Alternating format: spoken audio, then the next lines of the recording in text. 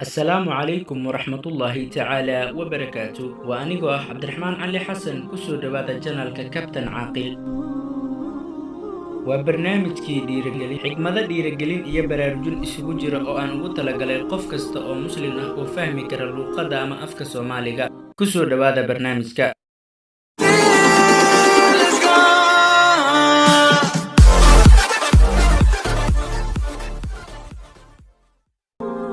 qof kasta oo bini'aadan ah oo adduunkan dushiisa saaran waxa uu u baahan yahay in uu guul ka gaaro nolosha balse su'aasha ayaa waxa ay tahay sidee ayaa lagu heli karaa guushaasi markii aad guusha ugu baahato sida aad neefta ugu baahan tahay oo kale markaasi ayaad guulaysan kartaa go'aan ka gaar noloshaada hadda iyo wixii ka dambeeya qof walba oo adduunkani ku nool Alle subxaanahu wa ta'aala waxa uu siiyey caqli iyo maskax uu ku fikiro taas oo ka dhigi karta mid uu ku helo guusha iyo horumarka nolosha adduunkan uu ka leeyahay haddii uu sida ugu wanaagsan u isticmaalo maskaxdiisa sida aynu wada ognahay buugaagta iyo warqadaha waxaa loogu talagalay in lagu qoro xasuusaha nolosheena iyo waxa aynu soo qabanay intaynu adduunka joognay halka maskaxduna loogu talagalay inaynu ku fikirno oo aan ogaano waxa aan guusha iyo horumarka nolosha ku gaari karno kuma filna oo kaliya in la haysto maskax wanaagsan waxa ugu weyn waa in iyada si fiican loo isticmaalo haddii aadan taada ka fikirin ma jirto cid kale oo ka fikiraysa iska indhatir waxa ay dadka ku niyajabinaya ku dhahayaan qaado oo ku dhaqan hadalkooda kuwa aad u aragto inay ku anfacayaan adiga ayaa mustaqbalkaaga go'aamin kara cid kale kuma go'aamini karto ku dadaal maskaxdaada inaad u isticmaasho waxyaabaha ay ku habboon tahay inaynu ka fikirno caqligaagana ha noqdo mid ku gaarsiin kara meesha loogu damac badan yahay bini'aadanka waana jannatul firdawsa waxa aanan ogeyn ilaa iyo hadda oo aan naga dhaadhacsanayn in mustaqbalkeena uu ku xiran yahay waxa aynu hadda samaynayno sameey waxyaabo ku anfici kara mustaqbalkaaga ama xitaa xusuuso wanaagsan kuugu reebi kara noqo shakhsi howlkar ah oo wax qabsada hadda si mustaqbalkaagu uu u wanaagsanaado ha noqon shakhsiyada qaar kuwaas oo leh hami iyo hiigsi oo keliya oo aan lahayn ficil iyo ka dhabeynta go'aamadooda qofka bini'aadanka ah hadduusan awoodin inuu ka dhabeeyo go'aamadiisa cidna kuma aamini karto waxyaabaha waaweyn ilaan waa qof naftiisa iyo shaabadiisaba ka adkaan waayey waa tii ahayd qofka aan xil iska saarin runka sheegidda waxyaabaha yaryar laguma aamini karo inuu run ka sheego waxyaabaha waaweyn marnaba ha u ogolaanin in naftaadu ay iyada ku hoggaamiso noqo mid naftiisa isaga hoggaamiya hoggaamintu waa awoodda aragti loogu turjumo xaqiiqo marnaba ha dhihin waxaani macquul ma ahan lama samayn karo ilaa awoodda rabbi mooye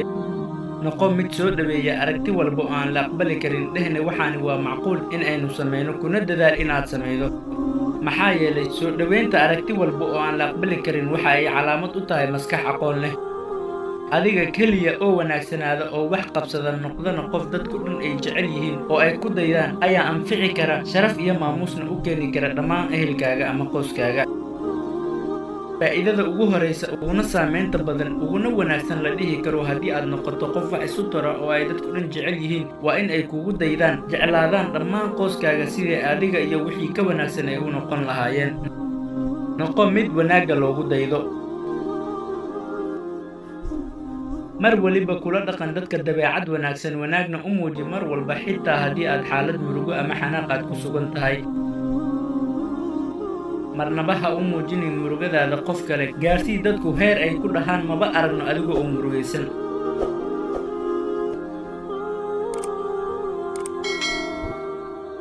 mar waliba ahaaw mid dhoola caddeeya mid dadka agtooda ku faraxsan iskana ilaali murugada iyo fikirka badan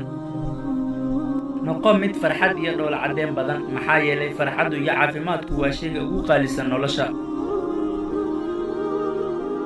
inta aad nooshahay iska ilaali in qof bini'aadan ah aad ku yeesto ama aad ku cunsuriyeyso oo aad ku takoorto waxa uu yahay qofna markii uu dhalanayay ma uusan dooran midabkiisa nasabkiisa hantidiisa iyo cidda uu noqonayo ee haddii aadan abuurka ixtiraamin abuuraha ixtiraam waa xigmad uu kula dardaarmayay aadanaha caalimka weyn ee islaamka Sheekh Axmed Diidaad mar uu ka hadlayay cunsuriyadda iyo midabta koorka wixii tagay way ahaadeen mana soo laaban doonaan go'aan ka gaar hadda mustaqbalka noloshaada kana taxadir waxa aad samaynayso sida ugu habboon ugu faa'iidayso waqtiyada noloshaada ku soo wajahan. Noqo mid waqtigiisa maareeya, hana ku dhuminin waqtigaaga micno daro.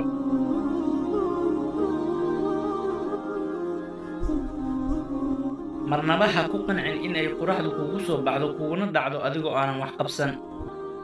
waxa aan ku soo gabagabeynayaa hadalkayga, qofna ma awoodo inuu dib u noqdo oo uu soo bilaabo nolol cusub, laakiin qof kasta ayaa bilaabi kara oo samayn kara dhammaad cusub. Samee dhammaad wanaagsan oo cusub,